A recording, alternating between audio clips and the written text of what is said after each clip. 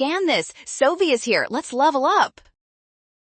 Pedigree questions look scary, but this one is fast because you only need the inheritance pattern, the parents' genotypes, and one clean probability step. Analysis of the pedigree shows Friedreich's ataxia behaves like an autosomal recessive disorder because unaffected parents can have affected children, which means the disease appears only when someone inherits two mutant alleles. This confirms that both parents of individual 3-5 must be carriers, not affected, so each parent has one normal allele and one mutant allele to pass down.